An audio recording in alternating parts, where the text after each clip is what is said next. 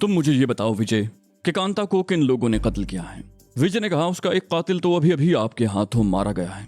गोपाल दास उसे कत्ल करने वालों में शामिल था। मैंने कहा, और ये बात तुम मुझे अब बता रहे हो? अगर मुझे पहले मालूम होता तो मैं उसे तड़पा तड़पा कर मारता। फिर मैं कुछ तवक्कुफ के बाद बोला, मगर कांता उनके हत्थे चढ़ कैसे गई? मैंने तो उसकी हिफाजत का ऐसा इंतजाम किया था कि वहां परिंदा भी पर नहीं मार सकता था। विजय ने कहा, अपनी सारी जायदाद बेचने के बाद और तमाम रकम आपके अकाउंट में शिफ्ट करने के बाद वो पाकिस्तान आना चाह रही थी। इसी दौरान में विनोद पांडे के किसी साथी को सुनगुन मिल गई। उसने ये इत्तला गोपाल दास को पहुंचा दी। मैं साए की तरह उसके साथ रहता था, मगर कुछ दिन पहले मेरा एक्सीडेंट हो गया। मैं चलने फिरने के काबिल नहीं था। मैंने कांता को सख्ती से ताकीद कर रखी थी कि मेरी गैर मौजूदगी में बाहर न जाए। मुझे भी अंदर के एक आदमी के जरिए इंफॉर्मेशन मिली थी कि गोपाल दास कांता की ताक में है। उसका ख्याल था कि कांता का तुमसे कांटेक्ट है और वो कांता के जरिए तुम्हें ब्लैकमेल कर सकेगा। उस रोज मेरे मना करने के बावजूद कांता घर से निकल गई। 2 गार्ड्स भी उसके साथ थे, मगर गोपाल दास के सामने उनकी हैसियत ही क्या थी। उसी शाम कांता गायब हो गई और दोनों गार्ड्स की लाशें एक पार्क में पड़ी मिली। मुझे यकीन था कि गोपाल दास इस सिलसिले में मुझसे जरूर बात करेगा, मगर वो हरामजादा कांता को अजियतें देता रहा। 2-3 दिन के बाद मैं चलने फिरने के काबिल हुआ तो कांता के लिए भाग दौड़ की। गोपाल दास के एक खास आदमी से इतना मालूम हुआ कि कांता को अगवा करने में गोपाल दास और उसके साथ 2 गैर मुल्की एजेंट एंथनी और जेरल्ड भी शामिल हैं। मैं जब तक अपने लोगों को हरकत में लाता, उन्होंने अजियतें देकर कांता को हलाक कर दिया और उसकी लाश भी उसी पार्क में छोड़ गए जहां गार्ड्स को फेंका था। उसका पूरा जिस्म जख्मों से चूर था। विजय की आंखों में आंसू आ गए। उसने कहा, उन हरामजादों ने उसके जिस्म को सिगरेटों से दागा था, उससे बेइज्जत किया था। पोस्टमार्टम रिपोर्ट के मुताबिक उसे इंतहाई बेदर्दी से मारा गया था। उसकी इज्जत लूटी गई थी और उसके जिस्म की कई हड्डियां टूटी हुई थी। तभी चटाख की आवाज आई। विजय के साथ मैं भी चौंक उठा। मैंने हाथ में गिलास पकड़ रखा था। गुस्से की शिद्दत से वो गिलास मैंने इतनी जोर से थामा कि वो टूट गया। उसके साथ ही मेरा हाथ भी जख्मी हो गया। मैंने जख्म की परवाह किए बगैर चीख कर कहा, बस करो विजय, मैं अब कुछ और सुनना नहीं चाहता। उस बेचारी को मेरे बारे में मालूम ही कब था जो वो उन्हें कुछ बताती। विजय ने कहा, अगर मालूम भी होता तो वो कभी जबान न खुलती। वो आपके इंतजार में नीम पागल हो गई थी। जिद्दी और हट धर्म तो वो पहले भी थी। इसी जिद ने उसकी जान ले ली। अगवा होने से एक ही दिन पहले तो उसने ये फोल्डर मेरे हवाले किया था और बहुत उदास लहजे में बोली थी कि विजय, लगता है अब मैं कामरान से कभी नहीं मिल सकूंगी। अगर मैं जिंदा न रहूं तो मेरी तरफ से तुम उनसे माफी मांग लेना कि मैं उनका इंतजार न कर सकी। ये फोल्डर उन्हें दे देना। मैं चंद लम्हे तक गुमसुम बैठा रहा। मेरा जहन माऊफ होकर रह गया था। मुझे अंदाजा नहीं था कि वो पागल लड़की मुझे इतना चाहती होगी। मेरा तो ख्याल था कि वो चंद महीनों में नहीं तो 1-2 साल में मुझे भुला देगी और अपना घर बसा लेगी। मुझे अगर अंदाजा होता तो मैं उसे इंडिया में छोड़ता ही नहीं, मगर अब वक्त गुजर चुका था। विजय ने कहा, मुझे अफसोस है कामरान साहब कि मैं आपके एतमाद पर पूरा ना उतर सका। मुझे अगर कांता की अमानत आप तक न पहुंचाना होती तो शायद मैं आपको शक्ल भी न दिखाता। उसके बावजूद मैंने सोचा था कि कांता का दिया हुआ फोल्डर किसी और जरिए से आप तक पहुंचा दूंगा, मगर गोपाल दास ने मुझे आपका सामना करने पर मजबूर कर दिया। सारा दोष मेरा है कामरान साहब। उसकी आवाज फिर भर्रा गई। उसने कहा, अपने रिवॉल्वर की सब गोलियां मेरे जिस्म में उतार दें। मेरी यही सजा है, मगर एक रिक्वेस्ट है। मैंने कांता की लाश पर खड़े होकर कसम खाई थी कि मैं उसके कातिलों को कुत्ते की मौत मारूंगा। बस मुझे इतनी मोहलत दे दें कि मैं उन्हें टुकड़े टुकड़े कर सकूं। मैंने गंभीर लहजे में कहा, नहीं विजय, मैं तुम्हें इतनी मोहलत नहीं दूंगा। उन हरामजादों को अपने हाथ से मारूंगा। हाँ, अगर मैं उनसे पहले मर जाऊं तो तुम शौक से अपना इंतकाम पूरा कर लेना। वो कांता के नहीं, असल में मेरे दुश्मन हैं। उन्हें खास तौर पर इस मिशन पर भेजा गया है कि कामरान को ठिकाने लगा दो। गोपाल दास तो मेरी बेखबरी में आसान मौत मर गया, मगर अब एंथनी और जेरल्ड को इतनी आसान मौत नसीब नहीं होगी।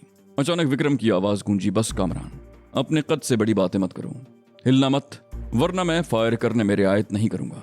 मैंने हैरत से विक्रम को देखा। मैं विजय की बातों में इतना महव हो गया था कि विक्रम की तरफ से बिल्कुल गाफिल हो गया था। वो कमबख्त न जाने कहां से एक माउजर निकाल लाया था। एक लम्हे को तो मेरा दिल चाहा कि इस सूरत हाल पर कह लगाऊं। कहाँ तो हम एंथनी और जेरल्ड को खत्म करने के दावे कर रहे थे और अब उस शख्स के रहमो करम पर थे जो कुछ देर पहले हमारे सामने कुत्ते की तरह दुम हिला रहा था। विजय को भी हैरत का शदीद झटका लगा। वो गोया सन्नाटे में बैठा रह गया।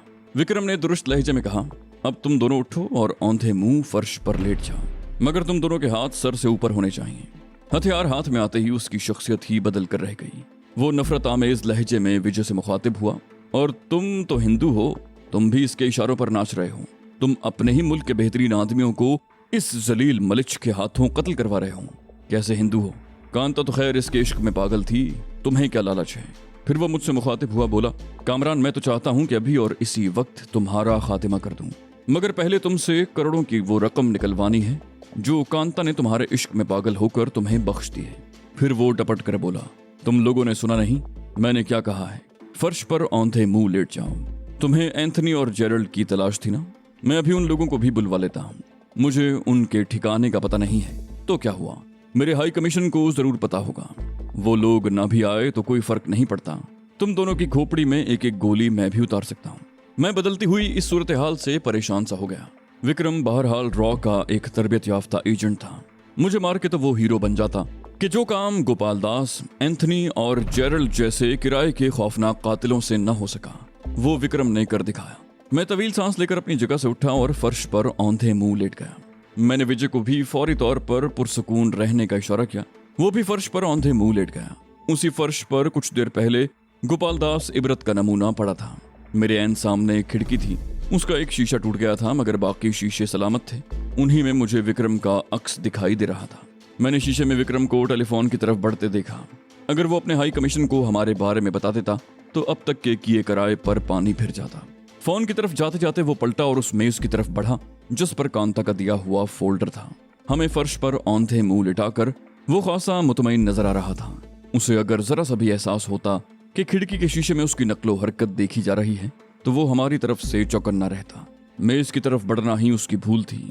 वो जो ही फोल्डर उठाने को झुका, मैंने उल्टी कलाबाजी खाई और पुश्त से उसकी गर्दन अपनी टांगों के शिकंजे में जकड़ ली। वो तेवरा कर गिरा मगर उसने माउजर उसके बावजूद हाथ से न छोड़ा। वो भी खासा तजुर्बेकार और घाघ आदमी था। उसने गर्दन जकड़ी होने के बावजूद अपने हवास बहाल रखे और माउजल की नाल मेरी पिंडली पर रख कर फायर करना चाहा। मुझे एक लम्हे की भी देर हो जाती तो मैं हमेशा के लिए लंगड़ा हो जाता। उसका इरादा भांपते ही सेकंड के 1000वें हिस्से में मैंने पैरों की गिरफ्त मजीद सख्त की और उसकी गर्दन को जोरदार झटका दिया। चटाख की आवाज गूंजी और दूसरे ही लम्हे वो बेजान होकर मेरे पैरों पर ढेर हो गया। मैंने लात मारकर उसे धकेला और उछल कर खड़ा हो गया। ये सब कुछ 1 मिनट से भी कम अरसे में हो गया। जब तक विजय कुछ समझता, विक्रम की गर्दन टूट चुकी थी। उसकी नाक और होंठों से खून की बारीक लहरें बहकर कालीन में जज्ब हो रही थी। विजय ने कहा, कामरान साहब, ये तो शायद मर गया है। मैंने कहा, शायद नहीं, ये यकीनन मर गया है। अब तैमूर के लिए एक काम और बढ़ गया। लगता है आज की रात मुर्दे ढोने में ही गुजर जाएगी। इसे तो फौरी तौर पर ठिकाने लगाना यूं भी जरूरी है कि इसके मुलाजिमीन कोई मसला खड़ा कर सकते हैं। विजय ने कहा, मगर उनसे कहेंगे क्या? ये खुद जिंदा होता तो उन्हें मुतमईन कर देता। मैंने कहा, उन्हें तो खैर मैं भी मुतमईन कर दूंगा, फिलहाल तो इसे ठिकाने लगाओ। विजय ने कहा, कामरान साहब, ये ठिकाना अब हमारे लिए सेफ नहीं रहा। तैमूर आए तो यहाँ से निकल ही लें। नौकरों के अलावा गार्ड का मसला भी है। आखिर हम इन बेगुनाहों को किस बात की सजा दें? इन्हें जिंदा छोड़ने में भी सरासर खतरा है। मैंने कहा, हाँ, गार्ड को तो मैं भूल ही गया था। तुम ठीक कहते हो, तैमूर आ जाए तो हम यहाँ से निकलते हैं। अब ये जगह मुनासिब नहीं रही। अचानक टेलीफोन की घंटी बजी तो मैं बुरी तरह चौंक उठा। विजय ने सवालिया नजरों से मेरी तरफ देखा। मैंने उसे फोन उठाने से मना कर दिया। फोन की घंटी मुसलसल बजती रही। अचानक मेरे जहन में आया कि मुमकिन है इस कॉल के जरिए हमें कोई और सुराग मिल जाए। 6ठी या 7वीं बेल के बाद मैंने रिसीवर उठाया और सोई सोई सी गनुदा आवाज में झल्ला कर बोला, हेलो। दूसरी तरफ से कोई इंग्लिश में बोला, क्या तुम नशे में हो? लबो लहजे से वो गैर मुल्की लग रहा था। मैंने लहजे को खुमार आलूद बनाकर भर्राई हुई आवाज में पूछा, कौन है? इस वक्त क्या तकलीफ हुई है जो फोन कर रहे हो? तुम्हारे पास घड़ी नहीं है क्या? सुबह मेरे पास आना, मैं तुम्हें एक रिस्ट वॉच गिफ्ट कर दूंगा। मैंने लड़खड़ाए हुए लहजे में कहा। दूसरी तरफ से कोई भिन्ना कर बोला, you bastard, you bloody black Indian, जब बर्दाश्त नहीं कर सकते तो इतनी पीते क्यों हो? मैंने लहरा कर कहका लगाया, कहा, ब्लैक इंडियन, यू बास्टर्ड, तुम तो खुद नशे में हो, रेड इंडियन। मैंने एक और कहका लगाया। दूसरी तरफ से एक इंतहाई गलीज गाली देकर कहा गया, गोपाल से बात करवाओ। मैंने गोपाल को उससे भी ज्यादा नाकाबिले इशाद गाली देते हुए कहा, वो इस वक्त किसी सफेद फार्म हरामजादे से बात नहीं कर सकता। उसके साथ एक सफेद फार्म कुतिया पहले से मौजूद है, वो मसरूफ है, बाय बाय। दूसरी तरफ से गालियों की बौछाड़ हुई। फिर बोलने वाला गुर्रा कर बोला, मैं अभी खुद वहां आकर तेरे होश ठिकाने लगाता हूँ। मैंने नशे में डूबा हुआ मसनूई कहकहा लगाकर फोन बंद करते हुए विजय को आंख मारी। विजय ने हंसकर पूछा, कौन था? मैंने संजीदा होकर कहा, एक और शिकार। मैंने उसे इतना ज्यादा मुश्तिल कर दिया है कि वो अभी यहाँ के लिए निकल चुका होगा। वो हरामजादा न जाने कहां से बोल रहा था। मुमकिन है चंद ही मिनट में यहाँ आ पहुंचे। इस लाश को उठाकर बाथरूम में फेंको और खुद बाहर जाकर पोजीशन संभालो। विजय कोई सवाल किए बगैर विक्रम की लाश घसीट कर वहां से ले गया। 1 मिनट से भी कम अरसे में वो लौट आया और बाहर की तरफ जाते हुए बोला, बस अब एक खदशा है, कहीं तैमूर और आने वाले में तसादुम न हो जाए। ऐसा हुआ तो तैमूर तो बेखबरी में मारा जाएगा। मैंने कहा, हाँ ये खतरा तो है। मैंने अभी इतना ही कहा था कि गेट पर कोई गाड़ी आकर रुकी। विजय फुर्ती से बाहर निकल गया। मैंने भी झपट कर ड्राइंग रूम की लाइट ऑफ कर दी और राइफल उठाकर बरामदे के एक सुतून के पीछे पोजीशन ले ली। आने वाले ने खुद ही गेट खोला तो मेरे तने हुए आसाब ढीले पड़ गए। आने वाला तैमूर था, कोई और होता तो गेट खोलने की बजाय हॉर्न बजाता। फिर मेरे अंदाजे की तस्दीक भी हो गई। गेट से विक्रम की गाड़ी अंदर दाखिल हुई। ड्राइविंग सीट पर इरफान था। गाड़ी के अंदर आते ही तैमूर ने गेट दोबारा बंद कर दिया। ड्राइंग रूम में अंधेरा देखकर वो दोनों भी चौकन्ने हो गए और गाड़ी से उतरते ही लॉन की तरफ बढ़े। मैंने कहा, सब ठीक है तैमूर, तुम दोनों जल्दी से अंदर आ जाओ। उन दोनों के साथ ही विजय भी अंदर आ गया। मैंने मुख्तसरन उन्हें नई सूरत हाल से आगाह किया तो वो दोनों भी अचानक मुस्तैद हो गए। मैंने ड्राइंग रूम में बैठने के बजाय इस मर्तबा बेडरूम का इंतखाब किया। मैंने अपनी रिस्ट वॉच पर नजर डाली। उस सफेद फार्म का फोन आए हुए 8 मिनट गुजर चुके थे। अचानक मुझे गोपाल की गाड़ी का ख्याल आया। जाहिर है गोपाल यहाँ पैदल तो नहीं आया होगा। मैंने विजय से उसके बारे में पूछा तो उसने बताया कि गोपाल यहाँ एक टैक्सी में आया था। मैंने पूछा, और तुम खुद कैसे आए थे? वो बोला, मैं भी टैक्सी में ही आया था। ये इत्तेफाक है कि मुझे भी उसी वक्त टैक्सी मिल गई थी, वरना या तो मुझे किसी की गाड़ी छीनना पड़ती या गोपाल का सुराग खो देता। मैंने कहा, खैर तुम और तैमूर दोबारा बाहर जाकर पोजीशन संभालो। फिर मैं तैमूर से मुखातिब हुआ। कहा, तुम चौकीदार की जगह खड़े होना और कोई गाड़ी आए तो फौरन ही गेट मत खोल देना, बल्कि पहले उससे जिरह करना, नाम वगैरह पूछना और ये जाहिर करना जैसे तुम्हें इंग्लिश बिल्कुल नहीं आती। आने वाला अगर एंथनी या जेरल्ड हुआ तो वो तुमसे उर्दू में बात करेगा। मैं जानता हूँ कि CIA और मोसाद के तरबियत याफ्ता एजेंट जब हमारे मुल्क का रुख करते हैं तो वो थोड़ी बहुत उर्दू जरूर सीख लेते हैं। तैमूर को हिदायत देने के बाद मैं और इरफान दोबारा ड्राइंग रूम में आ गए और लाइट जलाए बगैर वहीं बैठ गए, क्योंकि वहां से मेन गेट पर नजर रखी जा सकती थी। फिर इंतजार का एक एक लम्हा गोया एक एक सदी बनकर गुजरने लगा। मैंने काफी देर के बाद अपनी घड़ी पर नजर डाली तो मुझे हैरत हुई कि अभी सिर्फ 32 मिनट ही गुजरे हैं। अचानक गेट पर कोई गाड़ी आकर रुकी। इंजन की आवाज से अंदाजा हो रहा था कि वो कोई जीप है। दूसरे ही लम्हे हॉर्न की तेज आवाज गूंजी। मेरी हिदायत के मुताबिक तैमूर ने जेली दरवाजा खोलकर बाहर झांका और अक्खड़ लहजे में बोला, कौन है? उसने गार्ड की राइफल भी शाने से लटका ली थी। बाहर से किसी ने कुछ कहा जो मुझे सुनाई न दिया। तैमूर ने बुलंद आवाज में कहा, हमको अंग्रेजी नहीं आता साहब। फिर वो खामोश होकर बाहर वाले की बातें सुनता रहा। फिर बोला, साहब तो इस वक्त सो रहा है, हम उसको नहीं जगा सकता। हाँ, उसका मेहमान भी इधर ही है। फिर वो थोड़ी देर के बाद बोला, ठीक है साहब, 1 मिनट सब्र करो, हम गेट खोलता है। ये कहकर तैमूर ने जल्दी से गेट खोल दिया। गाड़ी के बारे में मेरा अंदाजा दुरुस्त था। वो हार्ड टॉप की टोयोटा जीप थी। वो सीधी पोर्च में आकर रुकी। गाड़ी से उतरने वाला गैर मुल्की ही था। तैमूर भी तेजी से गाड़ी के पीछे पीछे आया।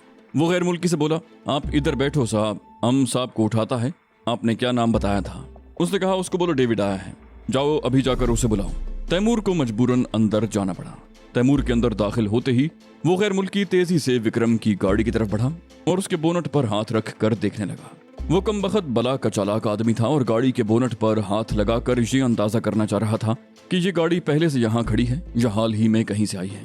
उसने एहतियात के तौर पर ऐसा किया होगा, मगर बोनट पर हाथ लगाते ही वो चौंक उठा। फिर मैंने उसे छलावे की तरह उछल कर लॉन के तारीख हिस्से की तरफ बढ़ते देखा। मुमकिन है इस दौरान में उसने रिवॉल्वर भी निकाल लिया। मुझे अंदाजा नहीं था कि विजय किस तरफ है, मगर वो जहां भी था शदीद खतरे में था। गैर मुल्की भड़क कर फौरन ही फायर कर सकता था। मुझे अफसोस हो रहा था कि मैंने उसे इतना मौका ही क्यों दिया। वो जब गाड़ी का बोनट चेक कर रहा था तो मेरे निशाने की जद में था, मगर मुझे अंदाजा नहीं था कि वो इस रद्द-ए-अमल का मुजाहरा करेगा। अचानक झाड़ियों में हलचल सी मच गई। ऐसा लग रहा था जैसे 2 आदमी आपस में उलझ गए हों। मेरी समझ में नहीं आ रहा था कि मुझे क्या करना चाहिए। इरफान मेरे साथ ही बैठा था। उसने अचानक झाड़ियों का निशाना लिया और फायर करने ही वाला था कि मैंने उसे रोक दिया। मैंने सर्द लहजे में कहा, हमारी चलाई हुई गोली विजय को भी लग सकती है। वो गैर मुल्की झाड़ियों में क्या हवा से लड़ रहा है? इरफान ने रिवॉल्वर वाला हाथ झुका लिया। दूसरे ही लम्हे कोई अजियतनाक अंदाज में कराहा। फिर गैर मुल्की की गुर्राई हुई आवाज सुनाई दी, अगर किसी ने मेरा रास्ता रोकने की कोशिश की तो तुम्हारा ये साथी जान से जाएगा। उसके साथ ही वो झाड़ियों से बरामद हुआ। उसने विजय की कनपटी पर रिवॉल्वर की नाल रखी हुई थी और उसका एक हाथ पुश की तरफ मरोड़े हुए जीप की तरफ बढ़ रहा था। उस खबीस ने विजय को ढाल बना रखा था। ये उसकी खुशकिस्मती थी कि विजय के सिवा लॉन में हमारा कोई आदमी मौजूद नहीं था, वरना बहुत आसानी से उसकी पुश्त से हमला कर सकता था। हैरत तो मुझे विजय पर थी। वो किसी तौर भी उस गैर मुल्की से कमजोर नहीं था। फिर वो उससे कैसे मार खा गया और अब वो बकरी के बच्चे की तरह गर्दन डाले गाड़ी की तरफ बढ़ रहा था। गैर मुल्की उसी तरह विजय की आड़ में जीप तक पहुंचा और उससे पीछे का दरवाजा खोलने को कहा। विजय ने दरवाजे के हैंडल पर हाथ रखा, फिर बरकी सूरत से नीचे बैठ गया। नीचे बैठते बैठते उसने गैर मुल्की के पेट में बैग किक रसीद की। गैर मुल्की लड़खड़ा कर पीछे हटा। वो विजय के अचानक हमले से कुछ बौखला भी गया था। विजय ने दायरे में घूमकर एक भरपूर राउंड किक मारी जो गैर मुल्की के जबड़े पर पड़ी। उसका रिवॉल्वर उछलकर दूर जा गिरा और वो खुद भी बौखला कर मजीद पीछे हट गया। विजय ने फिर लात चलाई, मगर अब गैर मुल्की किसी हद तक संभल चुका था, इसलिए वो झुकाई देकर बच गया। उसका जवाबी हमला बहुत खतरनाक था। विजय से एक लम्हे की चूक भी होती तो उसकी गर्दन टूट जाती। इरफान ने आगे बढ़ने की कोशिश की, मगर मैंने रोक दिया। मैं जानता था कि उस गैर मुल्की के लिए विजय ही काफी है। इसी विजय ने एक दफा मेरा भी जमकर मुकाबला किया था। इसके लगाए हुए जख्म मुझे कई दिन तक तकलीफ देते रहे थे। फिर शायद विजय ने खेल खत्म करने का फैसला कर लिया। वो गोया उड़ता हुआ गैर मुल्की तक पहुंचा और उसकी नाफ पर इतनी जोर से घुटना मारा कि वो बुरी तरह डकरा कर गिर गया। दूसरा वार विजय ने उसके जबड़े पर किया और इससे पहले कि मैं उसे रोकता, उसने तीसरा और फैसला कुन वार उसकी गर्दन पर कर दिया। खड़ी हथेली की भरपूर जर्ब गैर मुल्की की गर्दन पर पड़ी। वो समझ गया कि अब विजय को रोकना फजूल है, क्योंकि वो उसके वार की तबाहकारी से वाकिफ था। मुझे यकीन था कि गैर मुल्की की गर्दन टूट चुकी होगी। वो कटे हुए दरख्त की तरह तेवरा कर धम से जमीन बोस हो गया। मैंने तासुफ से गर्दन हिलाई और विजय से कहा, इतना ज्यादा जज्बाती होने की क्या जरूरत थी? मैं इस मरदूद को जिंदा पकड़ना चाहता था। मुमकिन है ये एंथनी या जेरल्ड में से कोई हो। विजय ने कहा, मैं एंथनी और जेरल्ड को पहचानता हूँ। मुझे इसकी शक्ल तो नजर नहीं आई, मगर इसकी चाल ढाल से मैंने अंदाजा लगा लिया था कि उन दोनों में से कोई नहीं है। मैंने एंथनी और जेरल्ड को बोलते भी सुना है। वो इससे कहीं ज्यादा अच्छी उर्दू बोलते हैं। फिर वो नदामत से सर हिलाकर बोला, मगर इसके जरिए हमें उनका कोई ना कोई सुराग जरूर मिल सकता था। मैंने कहा, खैर अब क्या हो सकता है, अब फौरी तौर पर यहाँ से निकल चलो। इस दौरान में तैमूर भी कमरे से निकल आया। मैंने उसे मुखातिब किया, कहा, मैं ये जीप रास्ते से हटा रहा हूँ, तुम अपनी गाड़ी निकालो। अब यहाँ 1 मिनट रुकना भी खतरे से खाली नहीं। ये कहकर मैं जीप के स्टीयरिंग पर बैठा, मगर इग्निशन में चाबी मौजूद नहीं थी। मैंने विजय से कहा, उसकी जेब से गाड़ी की चाबी निकाल लो। विजय ने उसकी जेबों की तलाशी ली तो चाबी के साथ गैर मुल्की का पर्स, छोटा सा एक ट्रांसमीटर और मजीद एक रिवॉल्वर बरामद हुआ। विजय ने पर्स और गाड़ी की चाबी मेरी तरफ बढ़ा दी। मैंने गाड़ी की चाबी लेकर दोनों चीजें उसे संभालने की हिदायत की और जीप का इंजन स्टार्ट करके उसे रिवर्स करने लगा। विजय ने आगे बढ़कर गेट खोल दिया। जीप को बंगले के बाहर ही पार्क करने के बाद मैंने विजय से कहा, विक्रम के चौकीदार को खोल दो। वो अगर होश में हो तो उसे एक मर्तबा फिर बेहोश कर देना, वरना वो बेचारा इसी हालत में मर जाएगा। 10 मिनट के बाद हम अपनी गाड़ी में तेज रफ्तारी से वकार के फ्लैट की तरफ बढ़ रहे थे। रवानगी से पहले तैमूर ने हत्तुल इम्कान बंगले से अपनी मौजूदगी के निशानात मिटा दिए थे। मैंने तैमूर से कहा, उन लोगों को वकार के फ्लैट का भी इल्म है। इन हालात में वहां जाना भी मुनासिब नहीं है। हमें कोई और ही ठिकाना ढूंढना पड़ेगा। इरफान ने कहा, मेरे पास एक ठिकाना है, उसका इल्म किसी को भी नहीं है। मेरा एक दोस्त मैकेनिक है, न्यू कराची में उसका वर्कशॉप है। वो तकरीबन 2000 गज का प्लॉट है। सामने के रुख पर वर्कशॉप है और पिछली समत में उसने अपने रहने के लिए मकान बना रखा है। मकान का रास्ता भी पिछली तरफ से है। वो वहाँ अकेला ही रहता है। हम वहाँ चल सकते हैं। मैंने पूछा, क्या तुम्हारा वो दोस्त काबिल एतबार है? इरफान ने कहा, ये वसूख से कहना मुश्किल है। मैंने कहा, फिर वहाँ जाने का रिस्क नहीं ले सकते। तैमूर ने कहा, वर्कशॉप पर याद आया, गुलशन इकबाल के एक इलाके में काफी अरसा पहले मैंने एक प्लॉट पर कब्जा किया था। वो पूरी आबादी ही नाजायज तजावुजात पर मुश्तमिल थी। फिर उस प्लॉट पर एक मैकेनिक ने कब्जा कर लिया और वहां अपना वर्कशॉप खोल लिया। मुझे उस प्लॉट से ऐसी कोई खास दिलचस्पी नहीं थी, मगर मैकेनिक ने मेरे एक आदमी से जब ये कहा कि ये प्लॉट किसी भी तुरम खान का हो, मगर अब ये शहबाज का है, अगर उसमें हिम्मत है तो आकर अपना प्लॉट छीन ले। मुझे ये इत्तला मिली तो खून खौल गया। दूसरे ही दिन मैंने उस मैकेनिक को मार मार कर अधमुआ कर दिया और उसका सब सामान उठाकर बाहर फेंक दिया। फिर वो वर्कशॉप मैंने अपने एक आदमी के हवाले की। मुझे मालूम हुआ था कि वो अब भी वही वर्कशॉप चला रहा है। वो भी खासा वसी और इस प्लॉट है। शहबाज ने वहां ज़ेरे ज़मीन खासा बड़ा तहखाना बनवा रखा था। वहां वो चोरी की गाड़ियों के इंजन खोलता था और उन्हें अलग अलग ठिकाने लगा देता था। मैंने हंसकर कहा, तुमने तो पूरी कहानी सुना दी, चलो फिर उसी तरफ चलो। फिर मैंने कुछ सोच कर कहा, वहाँ टेलीफोन है? वो बोला, नहीं, वहाँ टेलीफोन नहीं है, इसके लिए हमें किसी पीसीओ तक जाना पड़ेगा। वैसे वहाँ अभी ज्यादा आबादी नहीं है, इर्द गिर्द जो कानूनी प्लॉट हैं उन पर अभी तक तामीर नहीं हुई। एक तरह से वो इलाका वीराना ही है। आधे घंटे के बाद हम वर्कशॉप के तहखाने में थे।